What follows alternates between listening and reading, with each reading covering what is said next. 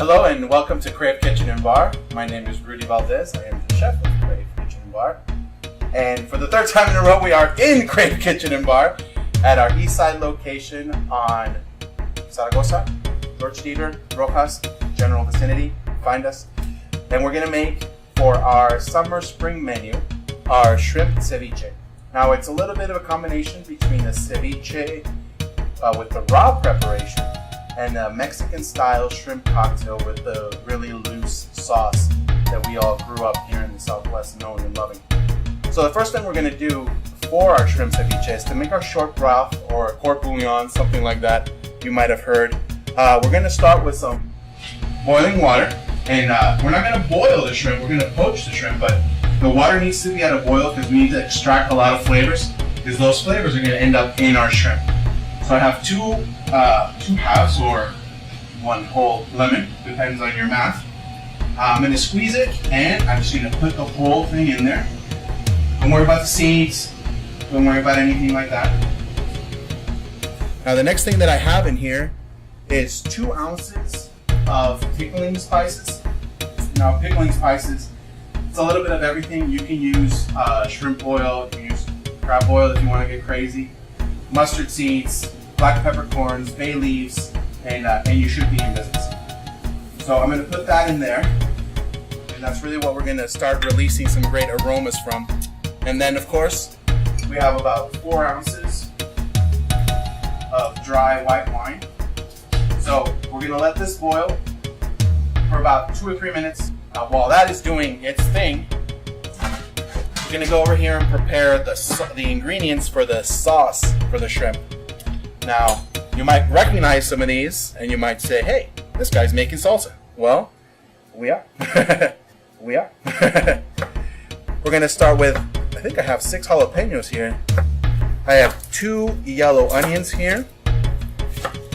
Now, while I'm doing this, I don't know if you've noticed, but I have a real hot, really hot grill going in the back, because we're going to roast all of this.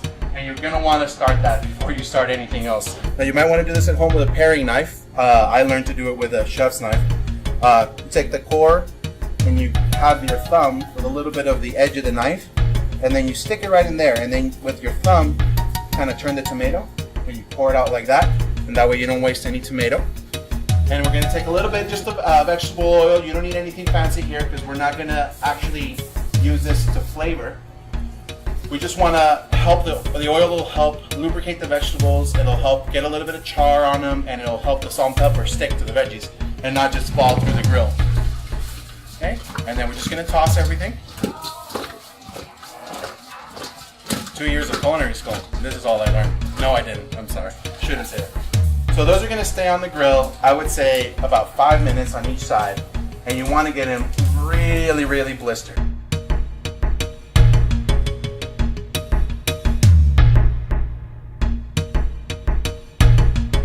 Now what we're going to do next is we're going to strain our poaching liquid, because the pickling spice has so many little spices in it that getting those things off the shrimp, forget about it. Trust me, I've been there.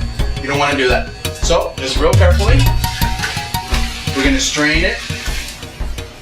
So now we have our poaching liquid here, and now we're going to turn it to a simmer. Now what I have here are 10, 16, 20 shrimps. If you've ever wondered what the numbers for shrimp are, there's how many pieces are in a pound. So 16 to 20 of these would make a pound. So you can do the math there. And they're gonna go straight into our poaching liquid.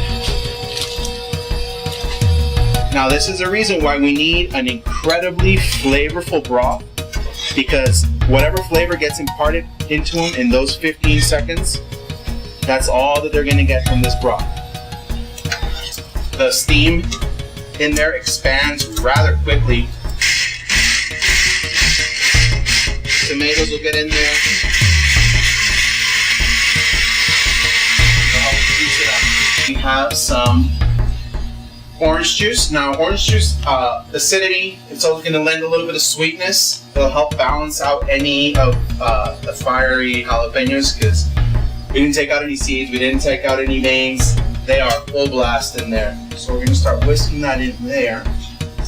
Next, I have some freshly squeezed lime juice.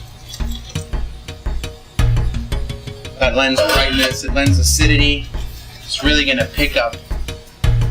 Then our second to last ingredient here is some ketchup. Hey, I hate to give the secret away, but you know,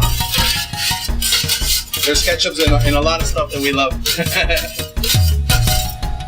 So the ketchup goes in. It's gonna kind of bind everything together a little bit. It's also gonna add, you know, a little bit of vinegar, a little bit of sugar, salt and pepper. Salt and pepper to taste. You know, it really depends on how much you put on your veggies, how much of that seasoning fell off on the grill, how seasoned you like things. I like things a little bit on the seasoned side. Probably the most important step before you put food out to guests, or in my case, customers. To taste it, you have to taste as you go. Ooh. Someone told me we should have taken out a couple of those veins and jalapenos, but it's good. It's got some good heat. We have to make this cut in here to clean them, but then we go through and we like to finish that cut out, and we cut them in half. Got some of this loveliness on it. And then we put a couple of tablespoons of our sauce.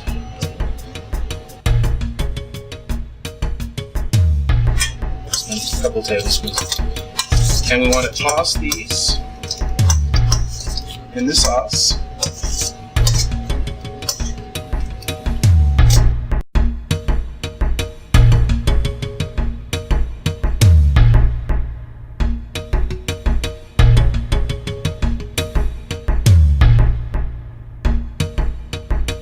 And then here's the time that you break out the good olive oil.